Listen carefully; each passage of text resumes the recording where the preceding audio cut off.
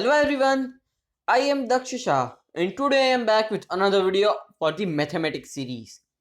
Today we are going to start a new topic and this is going to be second topic in this series. So for this topic the idea was given to me by a person who commented down in my video and I am going to make a whole series on it. So you should also comment something if you don't know it. I will try to make a video on it or answer you on the spot. Now, our today's topic for maths is gonna be lines and angles. So, as you can guess from the name that this whole topic is going to be contributed towards the angles, types of angles, lines, and stuff like that. We will be covering many problems of maths like angle calculating and finding angles in this chapter. This will be another easy chapter as it will contain some of the most simple rules like the rules from the transversal of two parallel lines. So those rules are like the most important rules for this chapter, I guess, because it is very useful at many places in this chapter. Now we will be taking a look at extremely basic terms and definitions which will come pretty handy throughout the chapter. But before going further into the video, I would like to say that please like this video, leave a comment if you want any help or if you like the video, and share it to somebody else so they can gain knowledge as well, and subscribe to my channel so you don't miss any videos I post. So the basics to start off. First point, if three or more points lie on a same line, then they are known as collinear points. Otherwise, they are known as non-collinear points. Second, the point from where the rays or arms of an angle originate is known as a vertex. Then comes the types of angles. First is acute angle, which comes from 0 to 90 degree. Then comes the obtuse angle, which comes 90 to 180 degree. Then comes the right angle, which is 90 degree. Then comes the straight angle, which is 180 degree. And then comes the reflex angles, which are 180 to 360 degrees. Now, adjacent angles. Angles situated next to each other are known as adjacent angles. Complementary angles. The angles whose sum is 90 degree are known as complementary angles. Supplementary angles. The angles whose sum is 180 are known as supplementary angles. Vertically opposite angles. The angles which are situated vertically opposite to each other are equal to each other and are known as vertically opposite angles. Interior angles or alternate angles. Interior alternate angles or alternate angles, I mean, the angles which form a shape like Z in the transversal of two parallel lines are known as alternative angles and they are always equal. Collinear angles. The angles which form a C-like design in the transversal of two parallel lines are known as collinear angles and their sum is always 180. Corresponding angles. The angles which are forming an F shape and come in straight line to each other are known as corresponding angles and they are always equal to each other. Now let's take a look at all these types of angles found in a transversal of two parallel lines in a diagram to understand them more accurately. So here is the diagram. I will be showing you that how and which are all those types of angles. So first I will be going with the corresponding angles.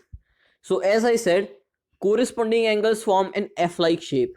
So here is one F, then the second F, and then the third F right here, which is opposite, and then the fourth right here. So angle 1 and angle 5 and angle 2 and angle 6 and angle 8 and angle 4 and angle 7 and angle 3. These are four pairs which are known as corresponding angles. Then comes the alternative or interior alternate angles. So as I said, they form a Z-like shape. Here you can see two Z-like shapes. So 4 is equal to 6 and also is known as interior alternate angle to each other. and same for 3 and 5. Then I said that the co-interior angles, they form 180 degree and are in the shape of C. As you can see, 1C and the second C. So 4 and 5 and 3 and 6 are addible, or their sum is 180 degree. Now, when there are two angles on a straight line, they form a sum of 180 degree and are connected by a term of supplementary angles and as well as a linear pair. When two lines do not intersect each other, even when extended indefinitely, they are considered as parallel to each other. When two parallel lines are cut or intersected by a single line at two distinct points, one point on each line is known as the transversal of those lines. Now, here is the first theorem. Theorem 1. If two lines intersect each other, then the vertically opposite angles are equal. So, it is saying that if a figure like this or X is formed anywhere, then the vertically opposite angles are always equal to each other. So, now we will prove it. Ray OA stands on line CD. Ray OA stands on CD. Therefore, AOC plus AOD equals 180 degree due to linear pair. And similarly, AOD plus BOD equals 180 degree due to linear pair. So from these two reasons, we can say that AOC plus AOD equals AOD plus BOD. Now we can cut off AOD and AOD, which gives us AOC equals BOD. AOC equals BOD. So that's how we prove that how the vertically opposite angles are equal. So similarly, it can be proved that angle AOD is equal to angle BOC.